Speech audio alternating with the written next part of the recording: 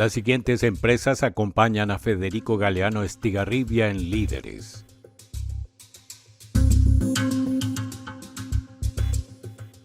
Banco GNB, Navidad, todos los días de diciembre.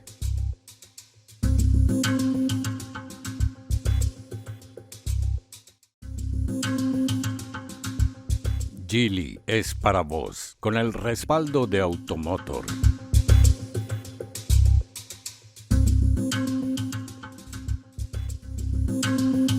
Gondwana, más que agua, una joya.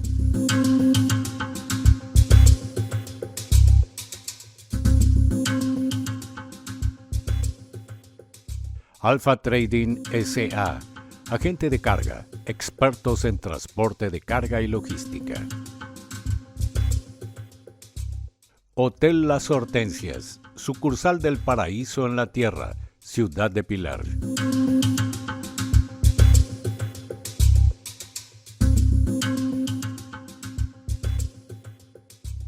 Señores, buenas noches, soy Federico Galeano Estigarribia, bienvenidos a Líderes. En el programa de esta noche nuestro líder invitado es el doctor Euclides Acevedo, con quien vamos a hablar del escenario político actual. Luego de la presentación del programa y de nuestros auspiciantes, conversamos con el doctor Euclides Acevedo aquí en Líderes desde los estudios de Unicanal.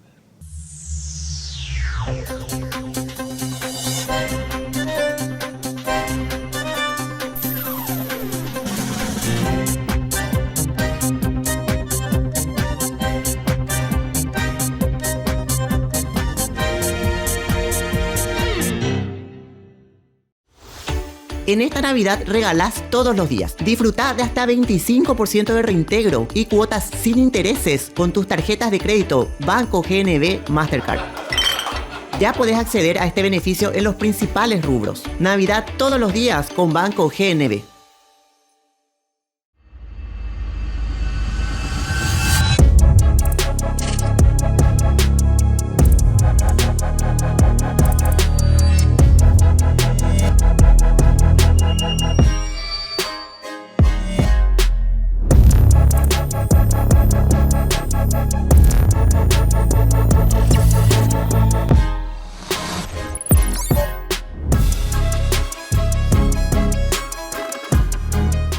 Tengo una noticia que tiene que ver con Geely.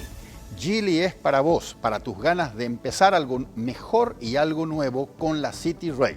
Su diseño moderno te inspira, su interior con pantalla de 13,2 pulgadas te conecta y su motor turbo te recuerda que siempre podés ir un poco más lejos. Con 6 airbags y cámara 360 grados te da la seguridad que cada viaje vale la pena. Y lo mejor puede ser tuya por solo $22.900. Geely City Ray, porque cuando estás listo para avanzar, Geely es para vos. Ustedes ya lo saben, aquí en Líderes tomamos el agua más pura del mundo. Estoy hablando de Gondwana. El agua mineral Gondwana llega desde un acuífero donde el agua se mantuvo inalterable desde hace más de 400 millones de años. Por eso, Gondwana es el agua más pura del mundo, premiada y reconocida por su sabor superior y su pureza inigualable por chefs y sommeliers europeos. Gondwana, más que agua, una joya. Hacemos una pausa de 1 minuto y regresamos para comenzar a conversar con el doctor Euclides Acevedo.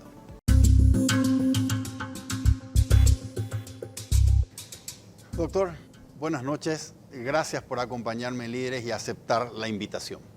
Al contrario, Federico, muchas gracias porque este es un debate siempre delicioso contigo porque aprovechás al invitado, le usás, le abusás, le industrializás, lo manufacturás, lo cual hace que la charla pueda ser cómoda y didáctica. Gracias, doctor. Igualmente, siempre rico conversar con usted. Empiezo preguntándole lo siguiente. ¿Cómo me describiría el momento político actual? No es fácil dar una respuesta exacta. Todo es aproximado. Pero hay una cosa que sí puede ser hasta evidente. Incertidumbre. Pese al optimismo económico y al pesimismo social. Hay una aséptica e incombustible escena de datos fríos en la macroeconomía. Y tenemos una sórdida, inquietante, angustiante y sobre todo insatisfecha inquietud social. La gente no está contenta. Hay una suerte de hartazgo y esa combinación casi diabólica es lo que nos caracteriza hoy. Doctor, este optimismo macroeconómico, ¿usted cree que no se tangibiliza en la calle? Por eso lo del pesimismo social. En absoluto. Mira, yo trato de administrar con objetividad los datos que no son nacionales, son internacionales, por lo tanto están fuera de sospecha. Pero como soy un callejero, un vagabundo, también percibo en la gente, inclusive aquí los compañeros de trabajo, preguntarles, no les alcanza, no llegan. Y cuando no llegas a fin de mes con el bolsillo más o menos completo, y hay una suerte de insatisfacción. Por lo tanto, no se compadece eso que produce envidia regional y hemisférica, no se compadece de la urgencia cotidiana. Qué complicado. Entiendo perfectamente que lo macro puede brillar y puede ser la envidia de otros países, pero qué complicado manejar lo micro. Claro, esa es la labor del gobernante. La labor del hombre de Estado justamente es hacer que lo producido, lo rico de la empresa estatal, se distribuya equitativa, inteligente y justamente. Lo que pasa es que los gobernantes hace mucho tiempo se entretienen en sus apetitos estacionales y se olvidan de la conexión ciudadana. Correctísimo. Me tocó dos temas sobre los cuales me gustaría que más tarde volvamos a tocar. En primer tema, el tema de la desconexión entre la gestión de la política y lo ciudadano y lo cotidiano y la calle. Y por otro lado también el tema de la distribución de lo que se produce, porque hay varias opiniones con respecto a cómo generar esa distribución para que sea más justa y por sobre todas las cosas para que llegue, para que impacte. Pero antes, doctor, permítame, quiero hacerle una consulta. Dejo acá los dos temas pendientes, después los vamos a abordar. Pero antes quiero centrarme nuevamente en la política y quiero hacerle el siguiente comentario. Sentado en esa silla, hace unos meses atrás, Andrés Silva Chávez, el exdirector de Teletón, sí, señor, me contaba él que hace 30 años atrás, un poco más, 32 años atrás, la madre de un amigo suyo le decía, me voy a votar, elección presidencial de 1993. La madre estaba entusiasmada por el señor Guillermo Caballero Vargas. Así es. Y quería votar. Vuelve la madre, mi amigo Andrés estaba en la casa de un amigo y cuando vuelve la madre le dice, entré al cuarto oscuro y me puse a llorar porque sentí que le traicionaba a mi partido Colorado. Por lo tanto, voté al candidato del Partido Colorado, al ingeniero Guasmosi, que ganó esa elección. Me decía Andrés, luego de contarme esta anécdota, que la conexión del electorado con el Partido Colorado era muy afectiva, muy emocional, y estaban marcadas por emociones primarias, la polca, el color, el pañuelo, etc. Hace poco leí un artículo de José Tomás Sánchez del Centro Interdisciplinario de Investigaciones Sociales, CIS, y él decía, en una reciente encuesta, la minoría de los encuestados dijo identificarse con un partido político. Y la mayoría de los encuestados dice que no se identifica con ningún partido político. Aparentemente, concluyo, doctor, las nuevas generaciones ya no tienen esa identificación emocional o afectiva como la madre que me contaba Andrés Silva sintió en el cuarto oscuro. Hay un electorado más volátil y menos involucrado emocionalmente con el partido. ¿Cómo afecta este nuevo escenario a los partidos tradicionales y especialmente al Partido Colorado, cuyos votos duros en parte se deben justamente a esa identificación afectiva que tiene el partido con su electorado? Si se va perdiendo eso, ¿cómo afecta esto al futuro del partido? Vamos por partes. En el 93 no existía el hartazgo que existe hoy, ni existía el impacto psicológico y emocional de las redes sociales. Esa conexión afectiva, la traición del inconsciente, de que no le quiero traicionar a mi partido, hoy no existe. Nadie tiene el escrúpulo de la infidelidad a su partido. Ejemplo, Ciudad del Este, en las elecciones municipales anticipadas que se llevó a cabo en noviembre pasado.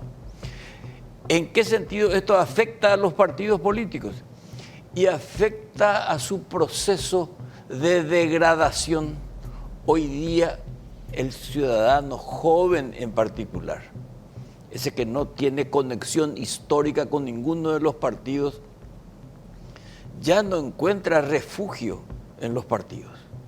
Los partidos dejaron de ser un templo de civismo. Hoy día simplemente es una máquina registradora de votos. Y solamente tienen interés aquellos que están estimulados por la democracia electoral. Entonces, hay desconexión, degradación de los partidos políticos, proceso de inanición si no hay un proceso de recuperación psicológica, académica, intelectual y cívica. Y sucede lo más peligroso, la indiferencia política. Y la indiferencia política a los únicos a quienes benefician esa actitud, a los poderes fácticos. Sobre todo los poderes fácticos ilegales, porque hay poderes fácticos legales. Vos sos un poder fáctico legal. La gente te escucha, la gente te sigue, vos formás opinión, vos creás pensamiento. Vos, Federico Galeano. Pero están otros poderes fácticos ilegales. El llamado crimen organizado, que es más criminal que organización, aquí en el Paraguay. Y a ellos les beneficia la indiferencia política. Y los partidos políticos, al no tener ese sustento moral que antes atraía y que producía ensoñación, hoy día simplemente ha perdido el blindaje moral y la penetración es facilísima. Entonces el crimen organizado penetra, contamina, contagia, por no decir seducir neuróticamente a los partidos políticos. Esto que señalaste como anécdota y la indiferencia actual hace que tenga que haber una profunda revisión del sistema de partidos políticos. Y esto afecta al modelo político económico. Justamente por esto que estamos señalando, la no conexión de la política, del político, con la política que es la ciudadanía, hace que justamente esa macroeconomía no descienda a donde tiene que descender por el criterio republicano de la representatividad. Esto es peligrosísimo. Puede significar hasta, no digo yo la desaparición, pero la expresión en su mínimo a la política y a la democracia. Es alarmante. A mí me alarma esto que estás señalando y que sí que estamos comprobando todos los días. Y las redes sociales de alguna manera cooperan neuróticamente con eso. Correcto. Si quiero mirar con optimismo el futuro más allá de esta descripción del escenario actual, ¿por dónde pasa una recuperación de los partidos políticos? No solamente, como bien lo describió usted, como una máquina acopiadora de votos, sino como la conexión entre la gestión del gobierno y la gente. ¿O estoy hablando de algo que ya no puede recuperarse? No, se puede y se debe recuperar. Yo creo que desde el momento en que la mayoría de las personas con quienes hablamos se asume esa realidad, ya hay un soplo de esperanza, un soplo de ilusión de la recuperación. Si no hay recuperación del sistema de partidos políticos, no vamos a obtener la democracia política que anhelamos, porque tenemos una democracia electoral, no una democracia política. Pero esto es un proceso, Federico, y todo pasa por la educación. Si nosotros desde la escuela no enseñamos educación cívica, no vamos a tener ciudadanos, vamos a tener habitantes que se va a mover peristálticamente cada 5 años en las elecciones a los efectos magnéticos temporales de una campaña electoral muy sometida a la tecnología, en este caso a las redes sociales. Ni te cuento lo que va a hacer con la inteligencia artificial. Quiere decir entonces que este es el momento en que los dirigentes, y más responsabilidad tienen los que están en la administración del Estado, es decir, el gobierno, justamente de revisar esto. Hay que cambiar el código electoral. Este código electoral ha liquidado a los partidos políticos en su labor de educación cívica, en su labor de formación de cuadros para administrar el Estado. O por ventura vos encontrás un instituto, una academia o una escuela de educación para hombres de Estado. Nosotros no tenemos hombres de Estado, por eso no tenemos Estado, tenemos aparatos de Estado. Falta esa élite preparada para administrar el Estado, con capacitación y fuerte resonancia ética. Y eso es un proceso educativo, es un proceso cultural. Doctor, decía, tienen mucha más responsabilidad aquellos que están en el poder del Estado. Sí, 100%. Ok, y también decía, hay que reformar el código electoral. Sí, señor. ¿Qué tocaría? Y en primer lugar, esta maratón de elecciones y la cuestión del voto directo. Es una reforma constitucional que debe ser revisada porque se ha perdido la fuerza de la representación a los partidos políticos. Los partidos políticos hoy no tienen autonomía, no tienen independencia, están sujetos a una serie de normas y reglamentos. El Tribunal Superior de Justicia Electoral se convirtió en el gran partido político que se mueve de acuerdo a los intereses coyunturales. Entonces los partidos perdieron su soberanía, una palabra de la que tanto se habla y no se la practica. Y la soberanía de los partidos políticos justamente radica en su capacidad de debate en las convenciones. ¿Qué convención hoy te atrae? Hoy uno espera en una convención sillazos aquí, sillazos allá, descalificación aquí, descalificación allá. Yo que ya soy un veterano, he visto muchísimas convenciones. Me iba a las convenciones, por ejemplo, además de mi partido, al Partido Liberal Radical Auténtico. Y le escuchaba a Rafael Eladio Velázquez, a Justo Pastor Benítez, a Carlos Alberto González, a Enzo Doldán, a Arnulfo Quintana.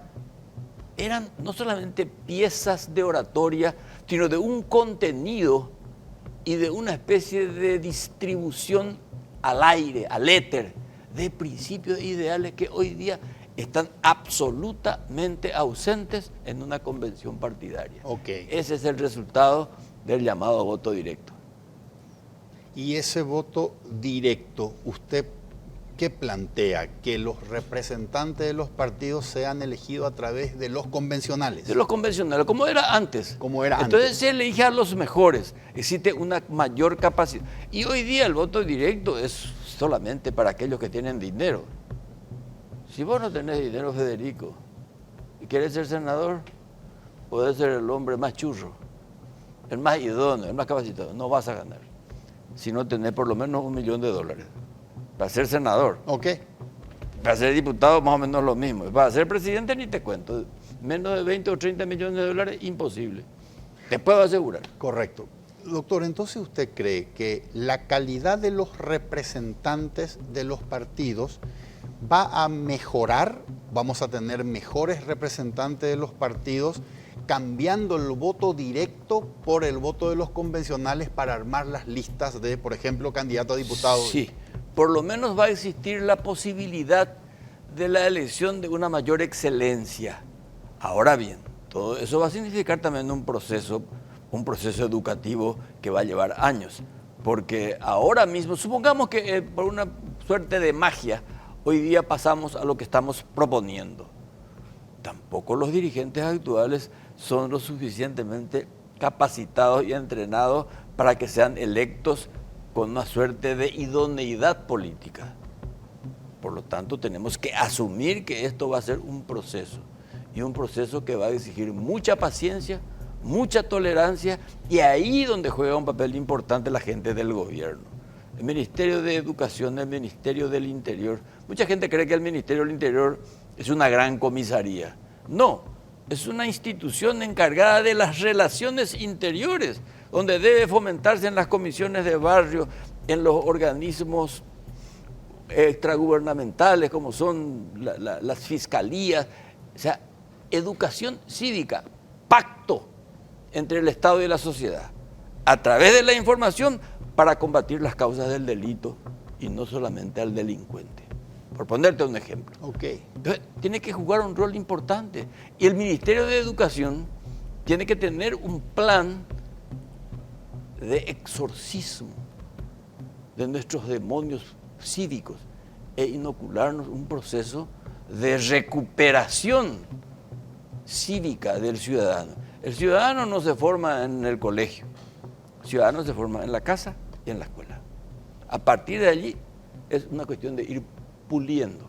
Correcto. Doctor, según la encuesta del CIS, 4 de cada 10 encuestados dicen me identifico con un partido. Y la mayoría, 6 de cada 10, dice que no.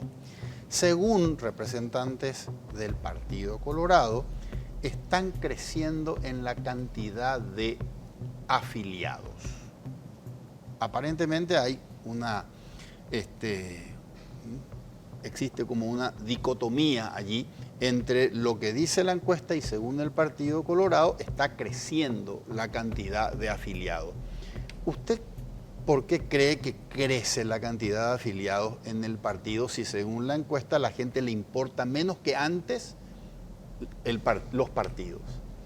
Y es simplemente una atracción de cargos. La gente se afilia al Colorado sin saber quién fue Bernardino Caballero, Okay. y mucho menos su doctrina. Se afilia porque es un recurso para poder ocupar un cargo. Es simplemente una agencia de trabajo o una agencia de cargo, porque como decía Bernardino Caballero, el paraguayo no quiere trabajo, lo que quiere es cargo. Por lo tanto, esa es una explicación muy lógica, porque si no, el Partido Colorado en cada elección debería tener 2 millones o 3 millones de votos. No pasa de 1.400.000, no pasa del 42%. Y el PLRA lo mismo, por citar a dos partidos sí, que tienen muchos afiliados. Sí. Simplemente son, o sea, eso no es ningún signo revelador de que el partido ha crecido cívicamente, de contenido ciudadano, para nada, en absoluto. Vas a ver ahora los resultados. Y ahí tenemos otra Ciudad del Este, hay una muestra clara de que la afiliación no te garantiza la exactitud con el voto, en absoluto. ¿Eso que pasó en Ciudad del Este se puede extrapolar a nacionales? No necesariamente, porque las elecciones municipales son diferentes a las nacionales. Son cada comunidad tiene sus peculiaridades, sus características. Es un error sociológico trasladar o plasmar al carbónico lo que pasó en una comunidad a nivel nacional. Lo que sí se va a ir trasladando es esta inquietud de la fidelidad. Ya nadie se siente moralmente culpable por no votar por su partido. Nadie. Por eso surgen los outsiders, como llaman. A mí no me gusta la palabra outsider, pero bueno, está de moda y hay que usarlo para que podamos entendernos. Correcto. Me llamó la atención, estaba leyendo el fin de semana pasado un artículo en el diario Clarín de Argentina y hablan de los filoperonistas. Me llamó la atención el nombre y dije, a ver, ¿de qué se trata? Y los filoperonistas son los hijos de peronistas y los nietos de peronistas que ya no tienen ningún tipo de culpa moral por serle infiel al partido. Y lo votaron a Milei por esa falta de identificación con un partido fuertemente identificado con sus padres y con sus abuelos. El mismo fenómeno va a suceder aquí en el Paraguay. Por eso la responsabilidad de los dirigentes partidarios. Y la responsabilidad de los dirigentes partidarios es no ya recurrir a eso, si venís conmigo yo te doy un cargo. No, tenemos que empezar a industrializar ideas y principios vinculados a los partidos políticos. ¿Vos crees por ventura que los afiliados al Partido Colorado hoy saben de que su partido es un partido agrarista y popular? No. Además, los hechos revelan que el Partido Colorado no es el partido que manda en la República. En la República manda una oligarquía que le usa al partido para defender sus propios intereses. Es decir, las decisiones políticas no se toman en la Junta de Gobierno, se toman en las oficinas de los grandes directorios, de la Asociación Rural, de la UIP, de la FEPRINCO, de los banqueros, de los farmacéuticos, de los poderes comisionistas, de las vialeras, allí donde se toman las decisiones políticas que hacen al crecimiento macroeconómico. Pero al no tener una dirigencia política que sintoniza con la ciudadanía, se pierde el sentido de la realidad. Nicanor Duarte Frutos, que es un hombre cuya militancia y conocimiento políticos son evidentes, dijo en una conversación pública: hay una enfermedad en el hombre de Estado en el que yo también caí, dice Nicanor. ¿Cuál es? La desconexión de la realidad. Y cuenta Nicanor que decía, ese que viene a hablarme de la realidad, que no venga más a nivel útil, a nivel Ketty. Y dice que Santiago Peña sufre el mismo padecimiento, de que no tiene gente que le conecte con la realidad transmitiéndole la verdad. Como decía Perón, la realidad pues es la única verdad. Y se olvidan los hombres de Estado, lo que decía Kissinger, asesor es aquella persona bien preparada, a quien se le paga bien para que te diga lo que no querés escuchar. Y acá solamente para escuchar lo bueno, lo que le gusta. Y los cortesanos de todo tipo, de todo color, abundan, sobran. Qué interesante. Una cosa es cumplir el Excel y otra cosa es sentir la calle. Claro. Qué interesante. Lo mencionó el presidente Santiago Peña. Entra por esa puerta y se sienta al lado suyo. ¿Qué le diría? Presidente, ¿vos tenés asesores? Me va a contestar que sí. Presidente, tus asesores no te son leales. No te están diciendo la verdad. Si bien es cierto vos tenés algunos raptos de autocrítica, evidentemente tus ministros no te cuentan la verdad y tu desconexión con las seccionales coloradas no te transmiten las urgencias ciudadanas o por lo menos las urgencias de tu partido. Pero acordate que vos sos el presidente de todos los paraguayos, tenés que tener información calificada. Para eso también sirve el sistema de inteligencia. El servicio de inteligencia, el servicio secreto de un presidente, no es solamente para decir Federico Galeano está conspirando contra vos. No, presidente, Federico y otros iguales como él, su salario mínimo no les alcanza. Algo tenemos que hacer. Segundo, presidente, oñe mondai tereiningo. Tenemos que frenar ese asunto del robo. Tenemos que frenar esta destrucción institucional que va a terminar afectando tu buena labor en materia económica, tu buena labor en materia de presentación internacional. No va a ir a camino al éxito si es que definitivamente no tenés hombres comprometidos en darle continuidad a tu política exterior. Porque la política exterior debe ser consecuente a la política interior. Y la política interior tiene que estar conectada al aparato productivo, porque ¿qué es lo que vos querés exportar? Tus productos, no ideas solamente.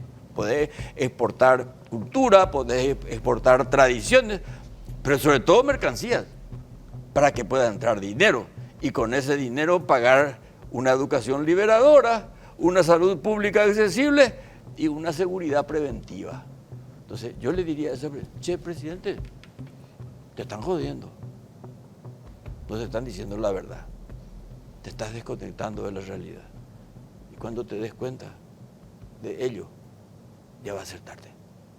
Doctor, volvamos ahora a dejamos dos temas pendientes. Permítame que ingresemos en uno de ellos y es el tema que usted mencionó, el tema de la distribución. Y el otro tema pendiente que es la conexión, es lo que estuvimos hablando recién. El tema de la distribución. Cuando se fue Stroessner, nuestra situación económica era muy mala. Nuestro Producto Interno Bruto per cápita habrá sido de entre 1.000 y 1.500 dólares año por habitante. ¿Qué es lo que vamos a distribuir? No se puede distribuir nada en esa situación. 35 años después, nuestro Producto Bruto Interno estaría llegando aproximadamente a 7.500 dólares promedio anual por habitante. No nos engañemos. Esto no significa que dejamos de ser un país pobre. Seguimos siendo los más pobres entre los pobres. Porque Sudamérica es posiblemente la zona del mundo, sin contar África, de menor Producto Interno Bruto por habitante, es decir, de menor ingreso anual por habitante. Detrás de Asia, detrás de Europa, detrás de Estados Unidos y Canadá. Y nosotros somos penúltimo. Solamente Bolivia está detrás nuestro en términos de generación de riqueza anual.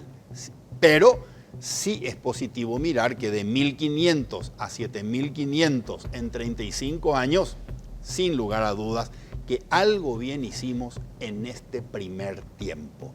Generar inercia de crecimiento económico y ser prudentes con una macro estable.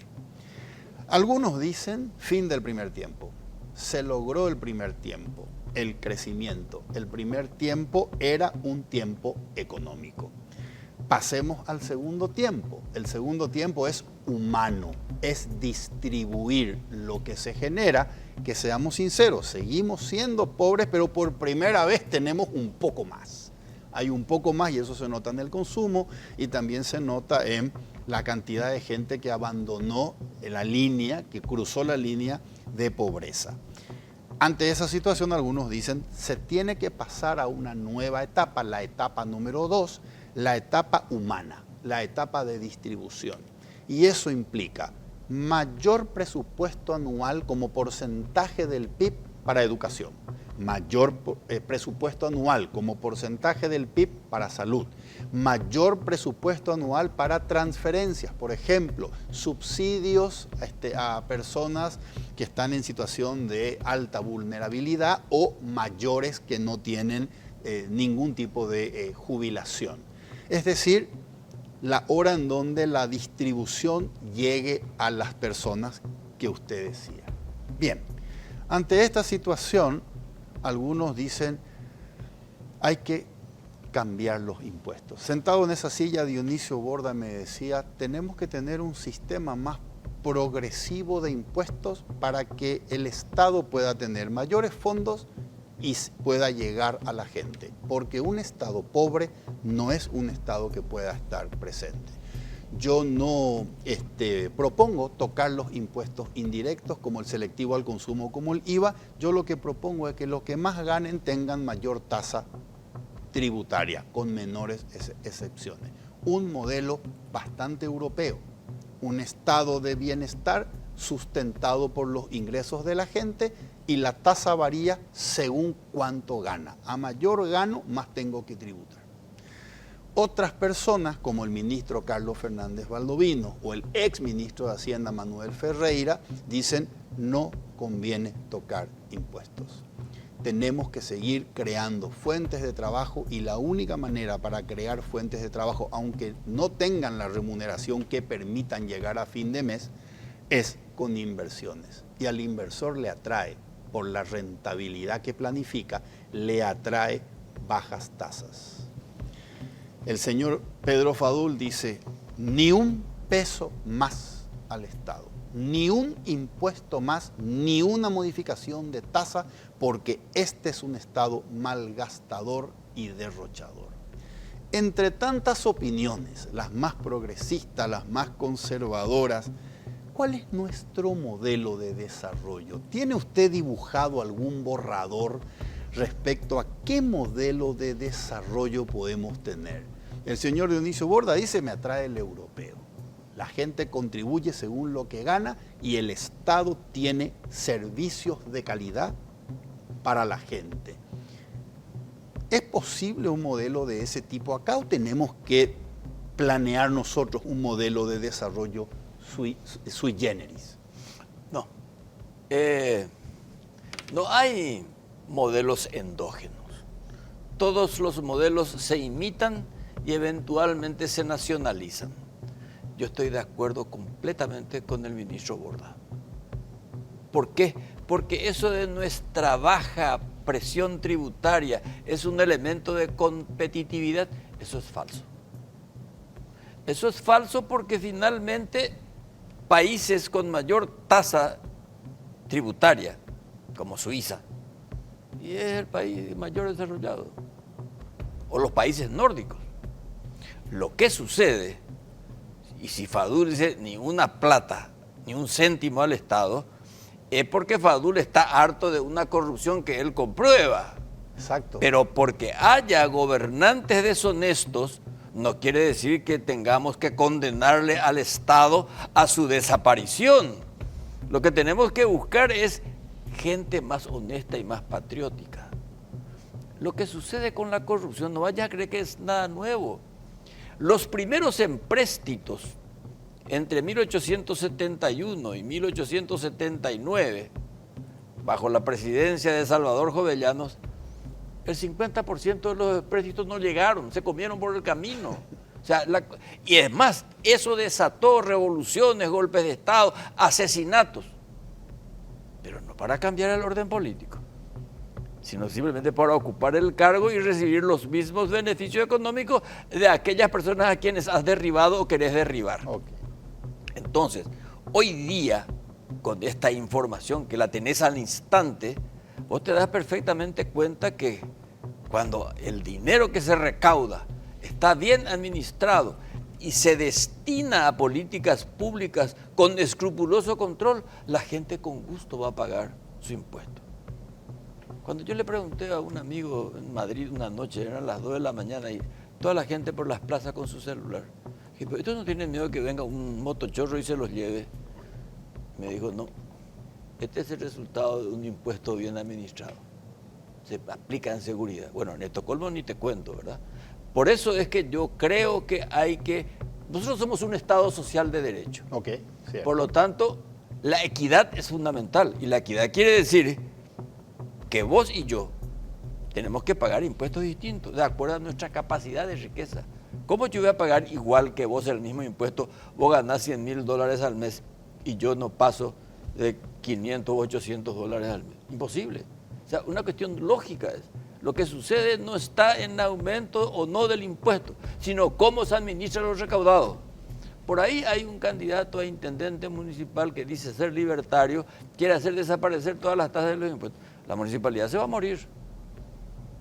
Claro, después dice, no, lo que pasa es que quiero ser un poco más flexible. Aquí la gente no paga impuestos porque no hay educación fiscal. Este es el único país donde vos querés ir a pagar tus impuestos y te maltratan.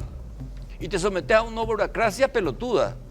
Es decir, no hay hombres de Estado que entiendan. Me acuerdo de los pactos de la Moncloa, que yo soy un repetidor ya antipático. Lo primero, después del modelo de Estado que querían, era cómo educamos a la gente a pagar impuestos. Porque la evasión fiscal era altísima. Ok.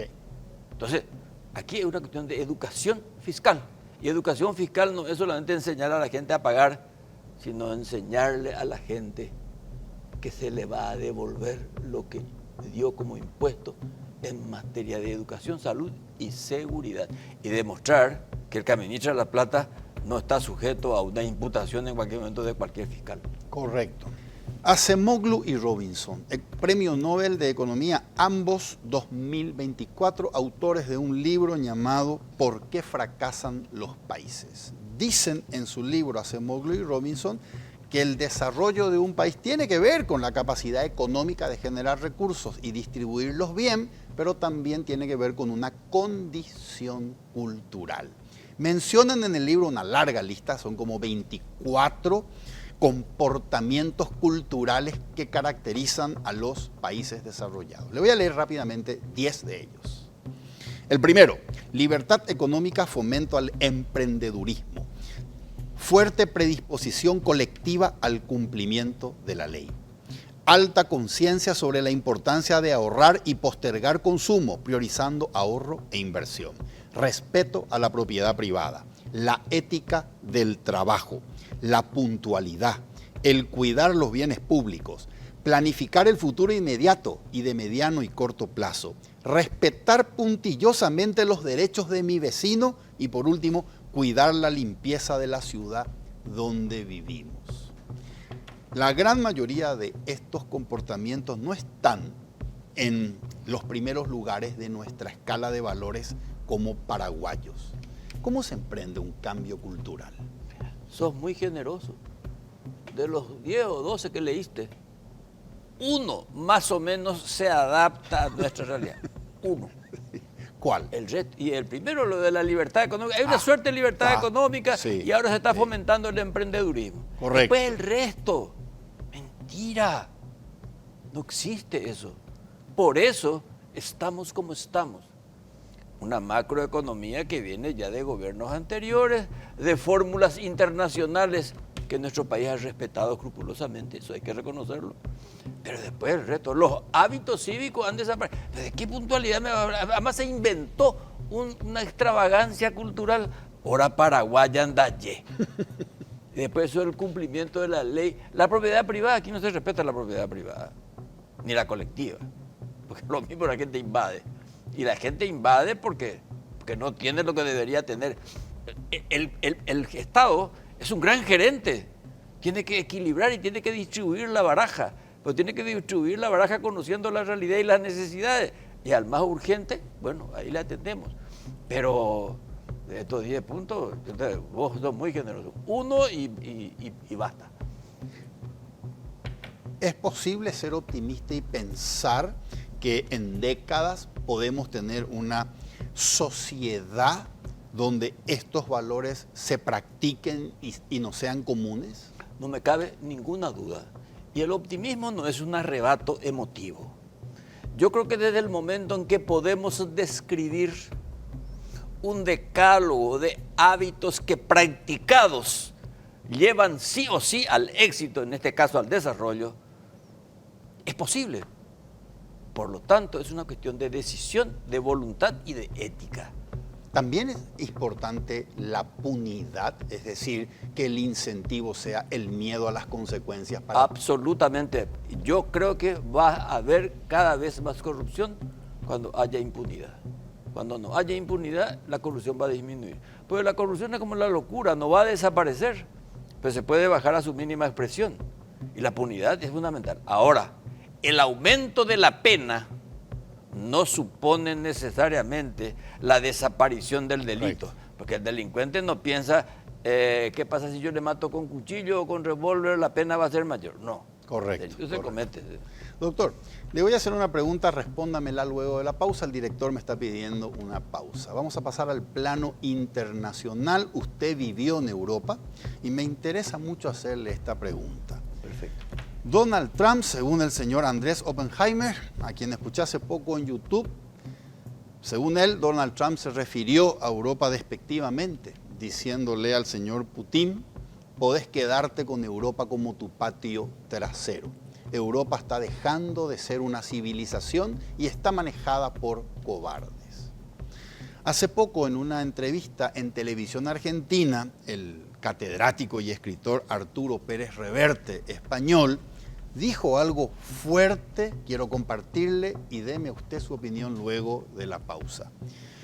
Dijo Arturo Pérez Reverte en La Nación Argentina: Europa fue una luz y el referente moral para el mundo durante 1000 años, pero se acabó. Europa ha perdido su influencia moral en el mundo, Europa se ha prostituido, se ha desvirtuado, se ha abandonado, se ha embrutecido, se ha vulgarizado y se ha hecho miserable. Europa es una porquería en este momento, es una piltrafa.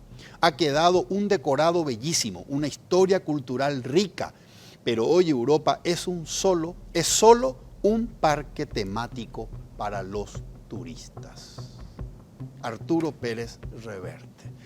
Cuénteme, usted vivió en España, luego de la pausa, por favor, ¿cuáles son sus reflexiones sobre esto? Con mucho gusto. Después de la pausa. Después de la pausa. Vamos a hacer una pausa.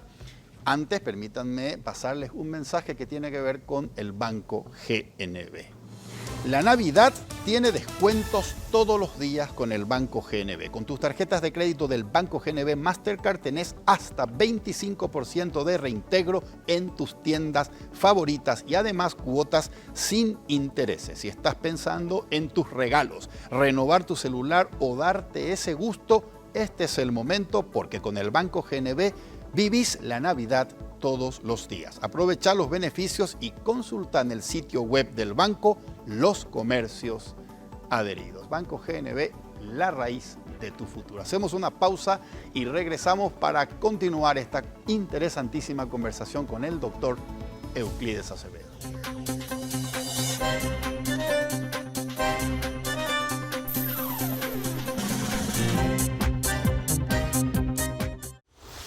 En esta Navidad regalás todos los días. Disfruta de hasta 25% de reintegro y cuotas sin intereses con tus tarjetas de crédito Banco GNB Mastercard.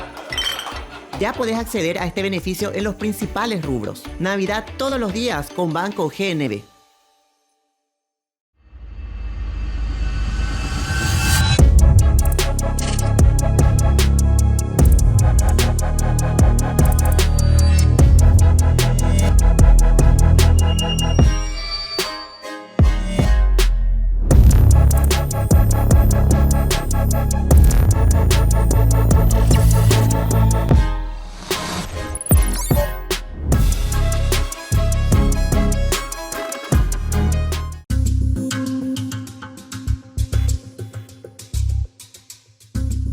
Doctor, estamos de regreso. Europa, ¿ya fue?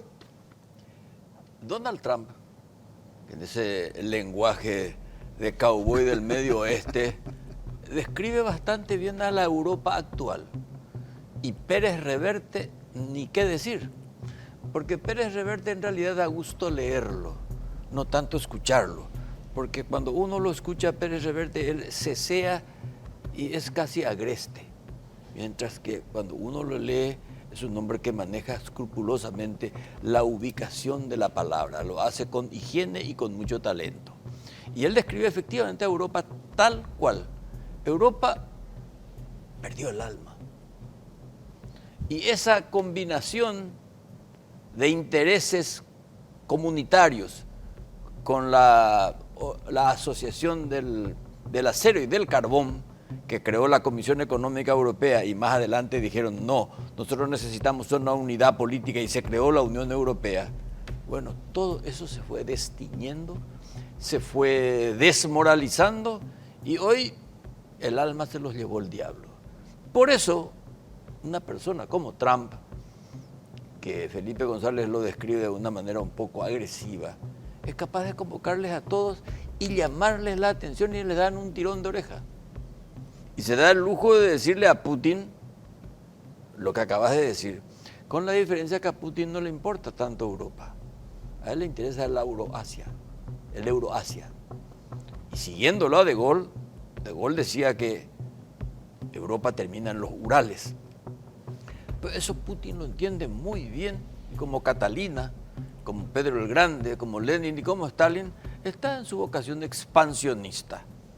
Y Putin, Xi Jinping y Trump se van a repartir el mundo como lo hicieron en su momento en Yalta y en Potsdam, soviéticos, norteamericanos e ingleses y franceses. Vale decir entonces que Europa hoy está sin brújula. Cítame un líder europeo que coagule los intereses o las emociones de toda Europa. No hay. No, ¿Dónde sí. está un Willy Brandt? ¿Dónde está un Mitterrand? ¿Dónde está un Kreisky?